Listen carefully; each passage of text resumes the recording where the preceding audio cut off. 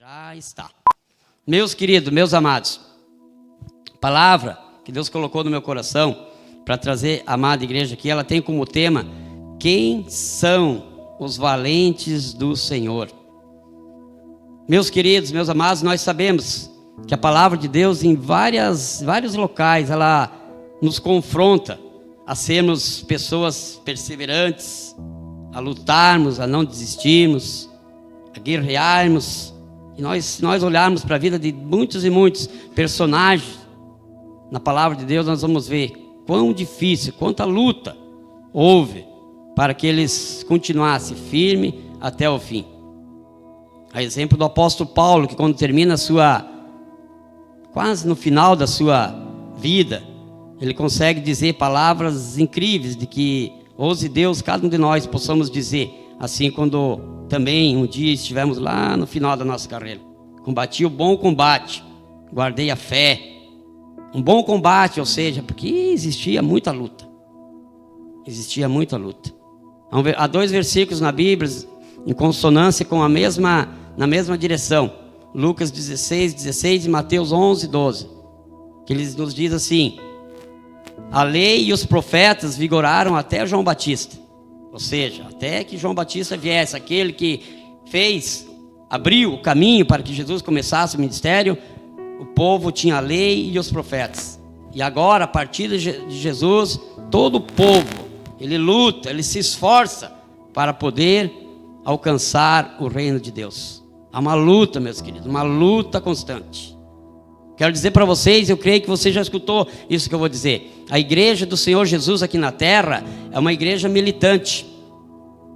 Uma igreja triunfante sim, na promessa de Cristo que diz que nada, nem o inferno vai conseguir vencer a igreja do Senhor Jesus. Mas aqui na terra ela é militante. Ou seja, quando fala na palavra militante, dá-se a entender de que precisa muita luta, muito esforço. Nós olhamos para a vida de vários personagens. Eu quero usar hoje o personagem chamado Rei Davi. Todos nós conhecemos muito da história do Rei Davi. Todos nós conhecemos. Mas nós muitas vezes esquecemos de olhar para quem ajudou o Rei Davi no seu reinado. Você vai entender hoje, em nome de Jesus, que muitas vezes, meus queridos amados irmãos, aquela pessoa, aquele irmão ou aquela irmãzinha, que muitas vezes não aparece muito no holofote, muitas vezes não aparece muito aqui em cima, mas ela é tão importante como o pastor Sérgio, como o pastor Elcio, o pastor Max, eu ouso dizer que muitas vezes até mais. Que Deus, em nome de Jesus, através do Espírito Santo, abra o teu entendimento assim como eu tenho aberto o meu, e que ao terminar esse tempo da palavra de Deus sendo ministrado no nosso coração, nós podemos sairmos daqui erguendo as nossas mãos, a nossa bandeira e dizer: eu quero, a partir dessa noite, ser considerado por Deus como um desses valentes. Porque é tudo que Deus quer, meus queridos e amados irmãos, que nós sejamos valentes no reino dele. Nada menos do que isso. Abra a tua Bíblia, meu querido e amado irmão. 2 Samuel, capítulo 23.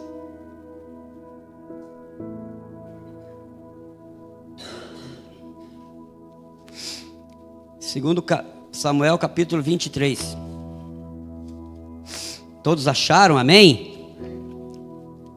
Começa dizendo assim a palavra do Senhor. Pensei que estava lá na minha igreja, olhei para cá. Lá o nosso, aqui ó. 2 Samuel, capítulo 23. São estas as últimas palavras de Davi. Palavras de Davi, filho de Jessé. Palavra do homem que foi exaltado, do ungido do Deus de Jacó, do mavioso salmista de Israel. O Espírito do Senhor fala por meu intermédio. A sua palavra está na minha língua. Disse o Deus de Israel, a rocha de Israel a mim me falou. Aquele que domina com justiça sobre os homens, que domina no temor de Deus, é como a luz da manhã quando sai o sol, como manhã sem nuvens, cujo esplendor depois da chuva faz brotar da terra a erva. Não está assim com Deus a minha casa? Pois estabeleceu comigo uma aliança eterna, em tudo bem definida e segura. Não fará ele prosperar toda a minha salvação e toda a minha esperança? Meus queridos, eu sugeria para que nós todos pudéssemos marcar aqui na nossa mente e não esquecer o versículo 5. Não está assim com Deus a minha casa, pois estabeleceu comigo uma aliança eterna. Quero dizer para cada um de vocês aqui, meus queridos, essa mesma aliança eterna que Deus um dia estabeleceu com Davi, nós estamos inclusos nessa aliança. Nenhum de nós mais somos filhos de Adão, a partir do momento que aceitamos Jesus no coração. Nós somos filhos de Deus por intermédio de Jesus. Então eu posso olhar para um texto desse e ter a certeza absoluta, nós estamos inclusos nessa aliança eterna, feita por Deus com a casa de Davi. Que bênção, meus queridos. O rei Davi tem proezas, grandes coisas maravilhosas. Nós sabemos que aconteceu na vida e no reinado do rei Davi. Não foi um homem perfeito? Não, claro que não, todos nós sabemos que não. Não foi um homem perfeito. Foi um homem que errou talvez muito mais do que cada um de vocês aqui. Ele chegou a mais barbaridade, coisa incrível que um homem talvez possa fazer. Mas ele foi considerado também o homem segundo o coração de Deus. Por quê? Tudo isso? Porque ele era um homem humilde, ele era um homem que reconhecia o erro, ele era um homem que tinha facilidade de saber que quando errasse ele precisava depender da graça e da misericórdia de Deus, em nome de Jesus. Só que eu quero dizer para vocês, meus queridos, o rei Davi foi todo essa maravilha que ele foi, que a palavra de Deus nos ensina. Um homem que guerreou contra muitos e muitos povos e sempre foi vitorioso.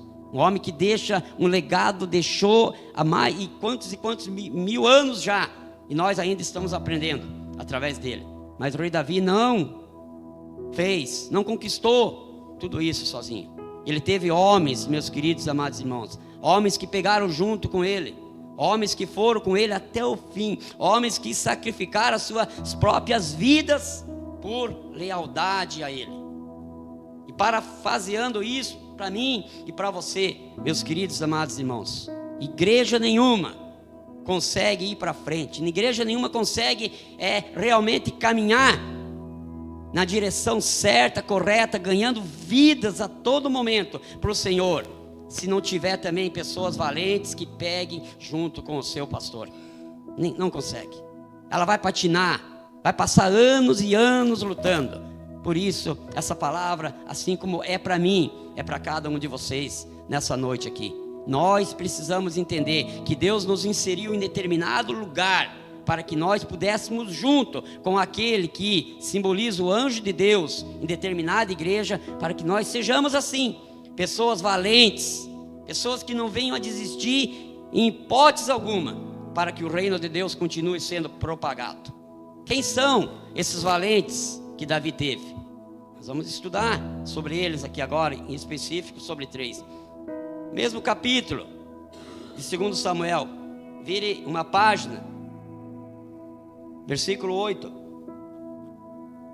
2 Samuel 23, 8, começa a descrever para nós as características, as virtudes desses valentes que Davi teve. Primeiro deles, versículo 8, são estes os nomes dos valentes de Davi. Preste bem atenção, meus queridos. Josebe-Basebete, filho de Taquenobi, o principal de 3. Este brandiu a sua lança contra 800 e os feriu de uma só vez. Olhem só, meus queridos, olhem só o que a Bíblia nos fala, que um homem só, um desses valentes que Davi teve, no meio da guerra, 800 inimigos vêm diante dele, e a palavra de Deus está dizendo aqui que ele pega a sua lança, e ele consegue ferir os 800. O que leva, meus queridos, pare e pense, o que leva um homem, uma pessoa guerreira, conseguir vencer 800 sozinho? Com certeza, meus queridos, um texto desse, se tivesse escrito, não aqui na Bíblia, mas num jornal aí que circula pela cidade, o parágrafo seguinte seria o seguinte: o cara foi massacrado. Porque humanamente falando é isso que teria que ter acontecido. Mas aqui está na Bíblia, é palavra de Deus. Aconteceu, é real, é verdadeiro. Um valente de Deus, meus queridos, é aquele tipo de pessoa que ela não mede consequência alguma. Ela simplesmente se levanta no meio da luta, no meio da dificuldade, e ela olha, aquilo é de Deus e ela vai. Ela não está nem aí para prognóstico, ela não está aí para nada. Ela simplesmente, por lealdade a determinada coisa, ela faz. Esse aqui, por lealdade a Davi. Um amor que eles tinham pelo reino de Davi. Nada era impossível para eles. Ele se levanta diante de 800, pega a espada, e o texto diz que ele vence, um por um.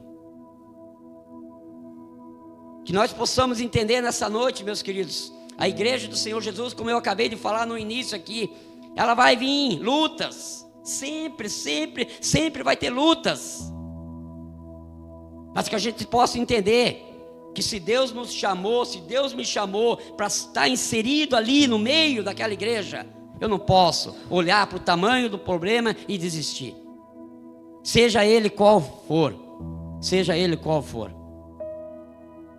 Quando o nosso amor verdadeiro estiver, assim como o amor de José ben Bassebete estava ligado na pessoa do rei Davi, quando o nosso amor estiver ligado em Jesus, nas coisas do reino, com certeza nós vamos nos levantar a exemplo dele também, seja qual for o tamanho, a dimensão do problema, e nós vamos lutar e vamos enfrentar, independente se nós vamos ganhar ou não. Ele não sabia se ele ia vencer, mas ele venceu. Eu fico observando, meus queridos, e eu não tenho sombra de dúvida nenhuma que esse José ben Bassebete, um dos guerreiros de Davi, com certeza ele aprendeu tudo com o próprio rei Davi. Por que eu digo isso, meus queridos? Vocês conhecem a história. Quando o rei Davi, ainda um menino, jovem, foi mandado pelo pai dele levar lanche para os seus irmãos que estavam lá lutando com Golias. A ordem era essa: ele era um jovem, leva lá o lanche e volte, porque o teu serviço não é aquele, você é ainda um menino. Eles estão lá, os teus irmãos e o povo está lá lutando, mas você, teu serviço é cuidar das ovelhas. Vai lá. O pai dele deve ter dito para ele: leva o lanche e volte. Só que o rei Davi foi lá e viu, observou, começou a escutar o inimigo afrontando o Deus dele, o nosso Deus, os deuses dos irmãos dele também, o Deus do povo dele. Ele não aguentou, aquele rei lá, aquele gigante Golias já estava há dias lá, menosprezando o Deus que Davi cria. Ele não aguentou e ele não consegue ficar quieto. José ben Bassebete com certeza estava ali e viu tudo isso. E Davi se levanta e ele se prontifica a lutar contra esse gigante. Que exemplo, meus queridos, que exemplo de rei Davi, que depois proporcionou lá na frente ter homens também que o imitaram, que fizeram aquilo que ele fez. Que nós possamos também, meus queridos, a exemplo de José ben Bassebete, entender que as dificuldades vão vir, e vão vir mesmo, meus queridos, vão vir. A igreja do Senhor Jesus aqui na terra, ela vai ser sempre uma luta. Nunca, igreja alguma tem momentos só de paz, tranquilidade, refrigério só lá na eternidade. Aqui vai ser uma luta constante. Mas uma coisa que me entristece, sabe o que é, meus queridos? Que muitas vezes o povo lá fora, eles olham para nós aqui dentro, o povo de Deus, a igreja do Senhor Jesus, eles nos veem como valentes, sabem? Eles nos veem. Eles olham lá aquele povo, aquela igreja que se reúne lá todo sábado, outra todo domingo, outra toda quinta. Eles são o povo de Deus, eles cantam aleluia, eles louvam a Deus, eles estão lá. Eles olham para nós e eles pensam que nós somos valentes muitas vezes, aquilo que nós precisamos e devemos ser. Mas muitas vezes nós nos levantamos diante desses 800 inimigos, seja lá qual for a dificuldade, Muitas vezes por medo de perdermos o emprego, ou sermos ignorados por um ou por outro, nos sacrificamos e acabamos não fazendo aquilo que Deus espera que nós venhamos a fazer. Eu conheço uma história, meus queridos, verídica, completamente verídica, o tempo de seminário. Um dos professores meu de seminário contou para nós. E eu contar ela aqui para vocês, porque não foi me pedido para não contar. E ela serve para que a gente possa levar um chacoalhão e vir a entender que nós precisamos, em hipótese alguma, negar a nossa fé e tentar sermos pessoas das quais estamos às escondidas. Não temos a iniciativa de mostrar realmente o que somos e que somos filhos de Deus. É de um irmãozinho nosso da fé, claro que eu não conheci. Morava lá na cidade de São Paulo, trabalhava numa empresa muito grande, muitos funcionários. Ele era um rapaz novo, um homem da fé mesmo, um homem reconhecido por todos os irmãos da igreja, pelo pastor também. Fazia anos já que ele trabalhava nessa empresa. Todos lá sabiam que ele era um crente. Um dia essa empresa entrou em juízo por algo errado que os diretores dessa empresa estavam fazendo. E os diretores dessa empresa foram nele e pediram se ele podia ir em favor da empresa testemunhar em juízo. E ele foi.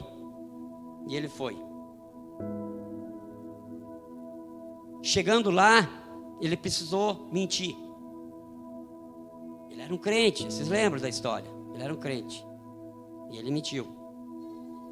E aí, antes de terminar a história, quero contar para vocês que ele chegou um dia para o pastor dele: pastor, preciso te contar uma coisa. Eu tenho duas notícias para te dar, uma boa e uma ruim. E o pastor disse para ele: então me conte a ruim primeiro. A ruim é essa. E ele começou a explicar para o pastor: aconteceu assim, isso que eu já falei para vocês. A empresa onde eu trabalho entrou em juízo, o patrão veio para mim, pediu para mim ir lá depor, e eu fui e eu menti. O pastor olhou para ele, olhou para o pastor, perguntou ao pastor: pastor, quer que eu continue? Pastor, e adianta tu continuar? A notícia ruim tu já me contou, ainda existe uma notícia boa agora para tu terminar? E ele disse: pastor, existe, pastor. O pior é que existe, pastor, porque nessa primeira audiência que eu fui e menti, não foi resolvido nada, foi marcada uma outra audiência. E nessa segunda audiência, o meu patrão veio para mim de novo e me intimou a ir de novo. Eu olhei para ele e falei: não, eu não vou, pastor. Isso na presença de todos os outros diretores da empresa. Eu não vou mais, pastor, porque eu me arrependi muito, e o senhor sabe da minha índole, eu sou um cristão, e eu me arrependo muito de ter ido lá a primeira vez. Eu não vou. O patrão levantou no meio de todos os outros líderes ali da empresa, foi lá, tocou a mão dele e disse: até que enfim, poxa, até que enfim, agora sim você está provando que realmente tu é o que eu achava que tu era. Porque lá atrás, quando todos esses líderes aqui pediram para mim, pedir para você ir lá, eu falei: não, ele não adianta, ele é um cristão, ele não vai ir lá mentir. E você foi lá e mentiu. Eu não fui lá mentir, quis se defender. Tu foi sim, tu foi lá e mentiu. Estão vendo, meus queridos, como é que é as coisas? Todo mundo ali sabia que ele era crente. Ele sabia também, mas ele foi lá e mentiu. Por quê? Talvez por causa de medo de perder o emprego, não sei. Nós não sabemos. Mas louve e aprove Deus que ainda em tempo oportuno ele conseguiu resolver a situação. Mas pode ser que muitas vezes a gente caia numa situação dessa e não tenha tempo. Então, em nome de Jesus, nós precisamos ser de fato e provar aquilo que somos. Em hipótese alguma nessa vida que nós venhamos a negar o nosso Senhor Jesus. Que nós realmente sejamos valentes, pessoas que realmente professem aquilo que estão dizendo que são. É isso que Deus espera de mim e de você. Amém? Segundo, meus queridos, versículo 9. Vamos ver o que esse segundo personagem, segundo valente que Davi teve, nos ensina. Depois dele, Eleazar, filho de Dodô, filho de Aoi, entre os 3 valentes que estavam com Davi, quando desafiaram os filisteus ali reunidos para a peleja, quando já se havia retirado os filhos de Israel, ele, Eleazar, se levantou e feriu os filisteus, até lhe cansar a mão e ficar pegada a espada. E naquele dia o Senhor efetuou grande livramento, e o povo voltou para onde Eleazar estava, somente para tomar os despojos. Meus queridos, que coisa maravilhosa. Eleazar nos ensina coisas incríveis. Olhem só, meus queridos, olhem só o que esse outro valente fez em favor, em amor, em carinho, pela lealdade que ele tinha com o seu líder, que era Davi. A palavra de Deus diz aqui que os filisteus vieram até ele, e ele pega a sua espada e luta com esses filisteus. Mas ele luta tanto, até que a espada fique apegada à sua mão. Eu não sei se você consegue viajar assim como eu consigo viajar nesse texto, meus queridos. O que leva, o que faz uma espada ficar apegada numa mão? Faz de conta que essa caneta aqui seja a espada. Para ela ficar pegada na mão, no sentido dela não cair da minha mão aqui, meus queridos. Com certeza a mão dele ficou ensanguentada, cheia de sangue, calo criou ali, mas ele não largou a espada, porque ele precisava derrotar aqueles filisteus. É isso, não tem outro jeito, não tem outra explicação, meus queridos. Não tinha super bonde lá, não tinha essas colas instantâneas para colar aquela espada na mão desse indivíduo. A espada ficou grudada na mão porque ele entendeu, ele percebeu, ele sabia que a arma mais poderosa que ele tinha ali, naquele momento, era aquela espada. E ele segura aquela espada, e aquela espada ali começou a se tornar uma extensão da própria vida dele. Que texto maravilhoso, meus queridos. Quanta coisa incrível o Espírito Santo fala para nós com relação a isso. Como nós temos agido, meu querido, meu amado, meu irmão, igreja de Deus, com as coisas que Deus tem dado para nós. O teu ministério. Tu tem algum ministério na igreja? Tu pega ele realmente com firmeza na tua mão e tu não larga ele por nada? Ou será que nós temos sido daqueles que muitas vezes temos o ministério, daqui a pouco nos cansamos, chegamos para o pastor, toma, não dá mais para mim. Estou cansado, tenho um monte de outras coisas para fazer. Estão entendendo, meus queridos? Estão entendendo o quanto Deus quer falar comigo, contigo, numa noite dessa, através de uma palavra dessa? Como eu fico triste, gente. E os pastores que estão aqui podem concordar, como é triste, para ti também, meu irmão, minha irmã. Quando a gente ouve de alguém que chega para a gente e diz: eu tenho outras coisas para fazer. Esse ministério não é para mim. Ou se é para mim, mas para agora, para esse momento não. E trata o ministério, aquilo que vem lá dos altos, porque quando Deus dá algo para nós fazer, para abençoar, para fazer com que a igreja do Senhor Jesus cresça aqui na terra, se propague, ganhe mais vidas para o reino de Deus, muitas vezes a gente trata aquilo que Deus deu para nós como se fosse um serviço aí, qualquer, do dia a dia. Em nome de Jesus, nós temos que olhar para um texto desse e ver esse ministério aqui na mão de Eleazar, significava a espada que ele tinha. É para nós isso, meus queridos amados irmãos. Nós precisamos nos apegar com as coisas de Deus de tal maneira, que a minha vida aqui, aquilo que eu faço aqui agora, juntamente com vocês, esse momento gostoso que nós temos tendo aqui hoje, momento de culto, de louvor, que não dá a vontade era continuar aqui a noite inteira, mas isso precisa ser uma extensão, amanhã, na segunda-feira, na terça, na quarta. Estão entendendo? Nós não podemos em hipótese alguma sermos daquele tipo de pessoas que usam máscara. Aqui dentro da igreja uma coisa, mas lá fora no mundo outra. Eu fico pensando muitas vezes comigo, pastor Elcio, Deus é muito misericordioso.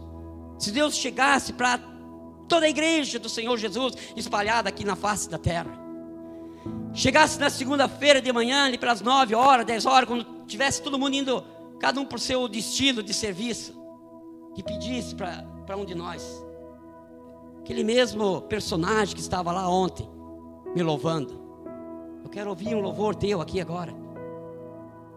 Você que estava lá ontem no culto, os braços erguidos, me adorando, será que nós íamos ter algo ali na segunda, ou na terça, ou na quarta, não sei, para prestar para esse nosso Deus Todo-Poderoso? Ou será que aquele momento de culto, de gratidão, de louvor, de entrega, ficou lá na igreja, e daí só vai retornar de novo para nós dali uma semana, ou dali meia semana? Muitas igrejas têm culto no meio da semana. Dá para entender o que eu quero colocar para mim e para você nessa noite, através do Espírito Santo? Nós precisamos, meus queridos e amados irmãos, sermos constantes. Nós não podemos adorar e servir a esse Deus pausadamente. Nós precisamos servir esse Deus com excesso de liberdade, de tudo que tem em nós precisa ser doado a esse Deus Todo-Poderoso, para que Deus possa se agradar, para que verdadeiramente nós possamos olhar para um texto desse e dizer: tudo o que tem de mais valor para mim é as coisas do reino de Deus. Por isso eu pego nelas, eu me agarro nelas, e eu não largo em hipótese alguma, mesmo que venha doer, mesmo que venha me machucar, mesmo que venha, mas é ela, é isso, o meu alvo é esse. E aí sim Deus vai se agradar, e aí sim Deus vai olhar lá de cima e dizer: esse também está inserido, esse também é um valente daqueles que me agrada. Versículo 11, meus queridos, vamos ver o que esse outro valente nos ensina. Depois dele, Samã, filho de Agé, o Erarita, quando os filisteus se ajuntaram em Leí, onde havia um pedaço de terra cheio de lentilhas, e o povo fugia de diante dos filisteus, pôs-se Samã, esse terceiro valente, pôs-se Samã no meio daquele terreno cheio de lentilha, e o povo fugiu de diante dos filisteus. Versículo 12, pôs Samã no meio daquele terreno e o defendeu, e feriu os filisteus, e o Senhor efetuou grande livramento. Samã, povo dos filisteus, queriam tomar posse daquilo que não era deles. Um terreno cheio de lentilhas plantado. Quem havia plantado essas lentilhas, meus queridos? O povo de Deus. Talvez esse Samã aqui, esse outro valente, teria até ajudado, não sei, o texto não diz. Mas quantas e quantas vezes o diabo vem tentar roubar aquilo que Deus nos deu? O que Samã fez, meus queridos? O que Samã fez? O resto do povo aqui fugiram todos. Deus é incrível, Deus é maravilhoso. Deus permite que essas coisas aconteçam, para que depois de quase 4.000 anos atrás, na frente agora, nós podemos olhar para um texto desse e o Espírito Santo nos ensinar tantas coisas maravilhosas. Samã, o texto diz aqui, diz que ele colocou-se no meio, estratégia, no meio desse terreno, onde ele via toda a coisa acontecer. O texto não diz aqui que arma ele usou para se defender, mas o texto deixa bem claro que ele defendeu aquilo que era dele, aquilo que era do povo dele. Ele não permitiu em hipótese alguma que o diabo, Satanás, o inimigo e as coisas desse mundo roubassem aquilo que Deus já tinha dado. Que nós também possamos ter essa atitude, meus queridos. Aquilo que é nosso, aquilo que é de Deus, aquilo que Deus proveu para nós, nós precisamos lutar, e lutar até o fim. Estratégia. Que Deus me abençoe, que Deus te abençoe, que nós possamos olhar para um texto desse e entender que nós nunca na vida vamos estar sozinhos. A palavra de Deus deixa bem claro: vocês não vão estar sozinhos, eu vou estar com vocês até o final do mundo, do tempo. Poxa, e por que muitas vezes a gente desiste no meio da caminhada? Falta de fé. O que está acontecendo, meus queridos e amados irmãos? O que está acontecendo? Que muitas vezes qualquer situação adversa é motivo para um irmão, uma irmã abandonar aquilo que Deus deu para ela, para ele. A palavra de Deus mesmo diz que por falta de entendimento o povo está aí completamente errado, desviado, em maus caminhos. Que nós possamos, em nome de Jesus, sermos daqueles que não retrocedem. Que Deus olhe para o meu coração e para o teu coração nessa noite e nos dê esse espírito de valentia, esse espírito de coragem, esse espírito que clama, Abba Pai, que não desiste, que vai à luta, que entende que verdadeiramente as coisas do reino é o que mais importa, é o que mais precisam ter em valor na minha e na tua vida. Todas as demais coisas vão ficar, meus queridos. Como é triste a gente olhar para a vida de tantas pessoas que perdem mais da metade do tempo das suas vidas tentando adquirir e não se cansam nunca disso. Mas não tem tempo para adorar esse Deus Todo-Poderoso, que é autor e consumador das nossas vidas. Tantas e tantas vidas, tantas e tantas gentes, meus queridos, que estão aí andando de passos largos em direção ao mundo das trevas, porque estão apegados com as coisas desse mundo. Que nós possamos ser valentes, meus queridos, e entender nessa noite que as coisas que mais têm valor na vida, as coisas eternas, as coisas que vão nos levar de volta a morar com esse Deus Todo-Poderoso. Agora eu quero mostrar para vocês o que fizeram esses três valentes juntos. Individual, cada um de nós já conseguiu entender. José, Batsebete, Eleazar e Samã, cada um teve uma atitude incrível, maravilhosa, mas o que mais me surpreende, meus queridos, é o que esses três juntos fizeram. O que esses três juntos fizeram me deixa sem palavra, porque muitas vezes, meus queridos, nós não conseguimos entender o significado poderoso, maravilhoso que há quando o povo de Deus se reúne na mesma fé, na mesma direção, no mesmo propósito. Quando o povo de Deus se reúne na mesma fé, na mesma direção, no mesmo propósito, o mesmo objetivo seja alcançar a glória de Deus e morar lá no céu, as coisas realmente acontecem de uma forma extraordinária. Aí eu olho e penso para mim mesmo, nós não somente seremos considerados por Deus somente soldados. Soldados é aquele soldado, é aquele que luta, aquele que persevera, aquele que está sempre ali. Mas não, nós vamos ser olhados lá de cima por Deus como valente mesmo, de verdade. Porque olha o que esses três homens juntos fizeram. A partir do versículo 15. Suspirou Davi, preste bem atenção. Você sabe o que quer dizer esse suspirar? Antes de ler o texto, eu quero tentar explicar para você. Eu não sei se todos vocês aqui têm, mas eu tenho esse costume. A Geni de vez em quando pega no meu pé lá em casa. Esse suspirar, se suspirar, eu entendo que seja mais ou menos assim. Eu estou tranquilamente fazendo algo, daqui a pouco eu penso em algo, mas eu penso meio alto. E esse meu pensar meio alto faz com que eu pronuncie alguma coisa. Estão entendendo? É tipo aquele, em outras palavras, que a gente possa entender bem, é tipo aquela situação que a pessoa diz, pô, esse cara aí fala sozinho. Eu trabalho com pintura, e muitas vezes eu tenho um ajudante que trabalha comigo já faz 10 anos. Me dou muito bem com ele é evangélico também, graças a Deus. Muitas vezes nós estamos trabalhando dentro de algum apartamento, eu estou lá na sala pintando, ele está lá no quarto, e muitas vezes eu tenho essa mania, e eu louvo a Deus por isso. Eu tenho essa mania que eu estou preparando um texto para ser ministrado, e a Geni sabe disso, e eu fico pregando para mim mesmo. Não sei se todo pastor tem isso, eu tenho. Eu fico pregando, eu decorei o texto, sei o que é, e eu fico ali, ó. Muitas vezes ele está lá no quarto e eu ali começo a meditar e começo a suspirar, assim como Davi. Presta atenção no que eu estou falando. Estou falando tudo isso para nós entender o que aconteceu com Davi. Eu começo a suspirar e começo a falar alto. Ele grita de lá, o que tu quer, Mauro? Não é nada contigo, é eu que estou aqui. Pensando alto, pastor Sérgio. Suspirando. Agora vamos para o texto, vamos ver o que aconteceu. Suspirou Davi e disse, quem me dera beber água do poço que está junto à porta de Belém. Vamos por parte aqui agora, meus queridos.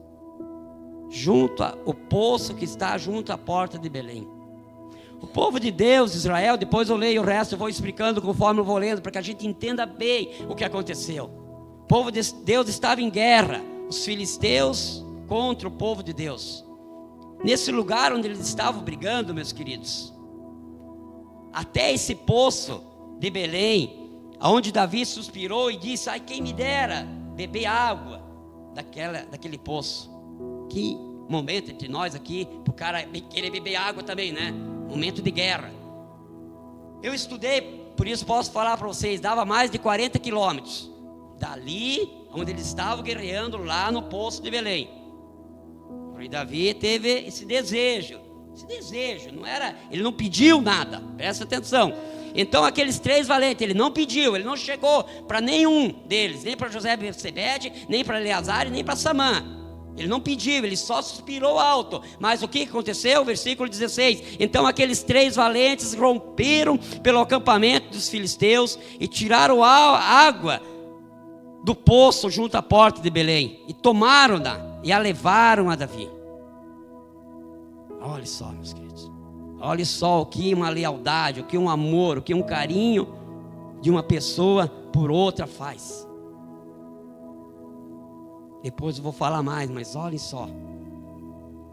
O dia que nós chegarmos a um ponto desse, de termos esse mesmo sentimento de amor, de carinho e lealdade por Deus, por Jesus. O que eles fizeram? Eles foram lá, tiraram água, tomaram-na e a levaram a Davi.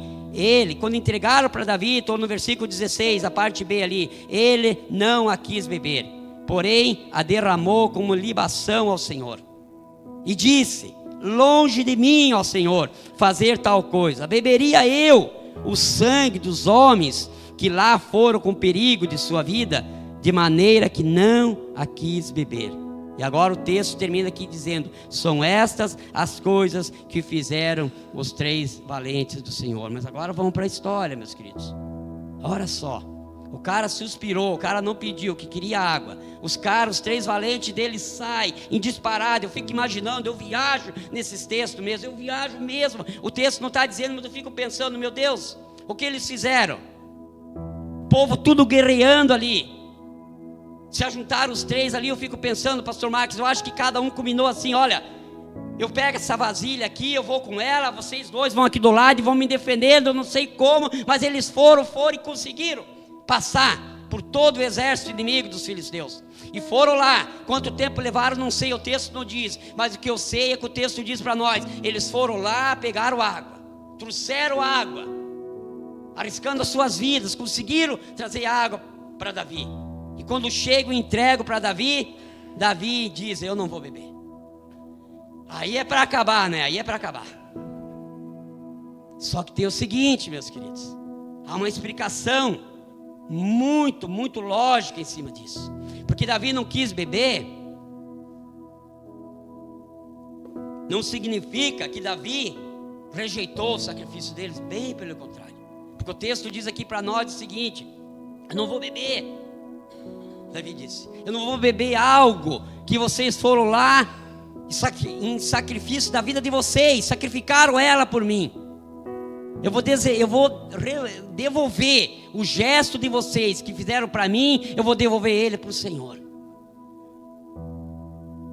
Agora eu pergunto para mim e para você, meu querido e amado irmão, e seja bem sincero, não precisa responder. Pense aí com você e o Espírito Santo: qual foi a última vez que eu e você cheguemos para um irmão, para uma irmã, para o pastor e dissemos: pastor, isso que tu fez para mim, pastor, meu irmão, minha irmã, é tão digno, que eu quero oferecer a Deus em gesto de gratidão. Quanta dificuldade, meus queridos, nós temos, pastor Sérgio, de reconhecer o bem, o carinho, o amor que muitas vezes as pessoas nos fazem. Em nome de Jesus, meus queridos e amados irmãos, se de tudo que foi falado aqui você conseguir captar isso, amém, louvado seja Deus. Que nós possamos ter um coração mais agradecido, em nome de Jesus. Que nessa noite nós possamos dizer para o Senhor Jesus: Deus amado, Deus querido, Quanta coisa o Senhor já fez por mim. E não bastasse isso, que nós já sabemos que o Senhor deu tudo que era de mais valioso para mim. Mas Deus, ainda assim, hoje, nos dias de hoje, tantas e tantas pessoas têm feito tantas coisas por mim. E eu não tenho reconhecido. Eu tenho feito tão pouco. Nunca, meus queridos, nunca, nem que nós venhamos a durar 200 anos, nós vamos conseguir fazer em vida algo que pague o que Deus fez por nós. Mas que nós possamos, em nome de Jesus, pelo menos sermos considerados por Deus como pessoas que não retrocedem, pessoas que reconhecem esse tamanho amor de Deus por mim, por cada um de vocês. E lutarmos com todas as nossas forças a partir do dia de hoje, a partir dessa noite maravilhosa que Deus nos dá o privilégio de ouvir uma palavra tão maravilhosa dessa, que nos confronta mesmo, nos confronta, não nos deixa inquietos. Se você está aí inquieto, algo está errado, porque ela precisa mexer com nós mesmos. Ela precisa mexer, porque muitas vezes nós nos acovardamos em meio a coisas tão insignificantes. E não é isso que Deus quer e espera de nós. Nós precisamos estar seguros, firmes e fortes, perseverantes, lutando e lutando até o fim, porque a palavra de Deus garante para nós que o reino de Deus precisa ser conquistado, como eu falei, através do suor e esforço. E somente aqueles que perseveram e perseveram até o fim é que vão se apoderar dele. Se nós formos acovardados, se nós formos molengos, na minha terra lá uso essa expressão, se nós formos daqueles que desistem facilmente, nós não vamos alcançar. Nós vamos desistir no meio do caminho. Nós vamos desistir. Nós precisamos ser apegados, meus queridos, apegados com as coisas do reino de Deus. Eu quero dizer uma coisa para você, meus queridos, nós precisamos ser tão apegados com as coisas do reino de Deus. Eu uso uma ilustração muito fácil de nós entendermos. Houve um dia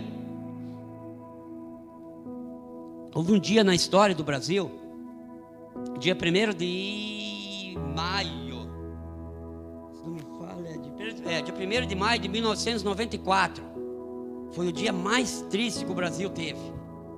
Não sei se alguém aqui conseguiu captar que dia foi esse. 1º de maio de 1994. Dificilmente teve um brasileiro que não chorou. Ninguém conseguiu lembrar? Será que eu errei a data? 1º de maio de 1994. Foi a morte do Ayrton Senna. Estou falando uma mentira? Eu chorei, eu era novo naquela época lá. Eu chorei muito. E por que eu estou dizendo isso? Por que eu estou trazendo essa lembrança para nós, meus queridos?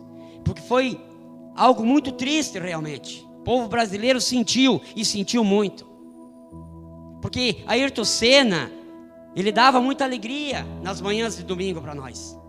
Ele era um corredor fenomenal. Eu ouso dizer e não tenho medo de que esteja falando uma bobagem aqui no púlpito. Ayrton Senna, depois que ele morreu, não houve mais um no Brasil igual ele. Não houve. Se levantou outros aí, mas ficaram no meio do caminho. Eu não sei se eu em vida ainda vou ver um cara bom que nem Ayrton Senna. Bom no que fazia. Apegado naquilo que ele amava. Tem tudo a ver com a palavra que Deus colocou no meu coração. Eu me lembro, meus queridos, até hoje, eu me lembro, a morte do Ayrton Senna. Foi lá no circuito de Imola. Até hoje eles fazem isso, eles treinam na sexta, no sábado e no domingo tem a largada. Eu não sei se todos vocês lembram, eu era meio que fanático do Ayrton Senna, por isso eu lembro de tudo isso. Houve um acidente na sexta, morreu um corredor. Houve um acidente no sábado, morreu um corredor. Lembro disso, meu querido? E aí no domingo, antes da corrida, eu me lembro até hoje, está aqui na minha mente. Antes de largar a corrida, o Ayrton Senna estava ali encostado naquela parte mais alta do carro atrás, com um pensamento muito longe. Eu gostava muito do Ayrton Senna, que eu me lembro que eu comprei esse pôster depois, né? Ficou anos lá na minha casa até se acabar. E ele estava ali, o Ayrton Senna, em cima daqui, pensando longe. Eu penso para mim. Ninguém falou, eu penso de mim. Talvez ali ele estava pensando, corro ou não corro? Eu penso, se um dia me encontrar com ele, eu quero perguntar. Porque, como eu falei, morreu um na sexta, um no sábado, e aquela corrida, parece que tinha uma bruxa ali naquele lugar. Mas ele correu. Sabe por que ele correu? Porque a vida dele era correr. Estava pegado. Se ele não tivesse corrido, ele já era um homem morto-vivo. Essa é a grande verdade. Trazendo isso para mim e para a tua vida, meus queridos. Nós precisamos ter esse mesmo amor, esse mesmo sentimento, essa mesma pegação com Jesus, com as coisas de Deus. Aí sim, aí a nossa vida vai ser completamente diferente. Se já está boa assim, meio de qualquer jeito, imagine quando Deus olhar lá do céu, né, pastor Marques? E dizer, esse sim, esse realmente está apegado comigo. Para terminar, meus queridos, em nome de Jesus, meu sonho, que um dia, ainda em vida, alguém fosse escrever o livro dos valentes de Deus. Não só os batistas, os valentes de Deus aqui no reino, no mundo, no planeta Terra. Os valentes de Deus aqui da igreja Batista, Gratidão e Fé. Fé e Gratidão, só troquei. Fé e Gratidão, só para ver se estavam ligados. Aprendi com o pastor Valdeci. Quando ele era uma coisa, ele disse, só para ver se estavam ligados. Gente, falar a verdade. Como eu gostaria, se um dia isso fosse acontecer, de alguém escrever um livro e ali nesse livro está o nome de todos os valentes que passaram pela face da terra, pastor Elcio. Mas eu gostaria que o meu nome, o teu nome estivesse lá também, sabe aonde? Aqui, ó, a partir do versículo 24, olhe lá. A partir do versículo 24, ó, entre os 30 figuraram Azael, irmão de Joabe, e discorre ali, meus queridos, não vou ler. Começa a discorrer o nome de mais uns 30 e poucos valentes. Por que eu digo isso? Porque não precisa, meus queridos. O nosso nome está lá, primeiro, segundo ou terceiro. Não. Queria, talvez, ser demais. Não, mas que o nosso nome esteja incluso também nos valentes de Deus. Não importa a posição no reino de Deus, né, pastor? Importa a perseverança, importa estar lutando. Em nome de Jesus, que o Espírito Santo de Deus tenha falado ao teu coração nessa noite. Assim como sempre fala no meu, quando eu vou para um texto desse e tenho a oportunidade de ministrar essa palavra. Que Deus nos levante nessa noite como valentes. E que nada nessa vida possa nos desanimar. Que nós possamos sempre estar em prontidão para fazer aquilo que Deus espera que nós façamos, que é continuar a obra que Jesus Cristo um dia iniciou. Eu sempre uso dizer lá na minha igreja, meus queridos, sempre, Jesus Cristo veio, fez, completou a obra. Lá em João 17 fala sobre isso. Ele veio, completou a obra, subiu ao céu, está lá esperando nós. Agora ele nunca mais vai voltar aqui na terra para continuar essa obra. Essa obra agora é minha e é tua. Ele vai voltar aqui na terra, sim, para nos buscar e nos levar, morar com ele para sempre. Mas a obra de pregar o evangelho é minha e é tua, da igreja. E nós precisamos ser valentes para fazer isso. Amém? Deus abençoe, pastor. Essa é a palavra.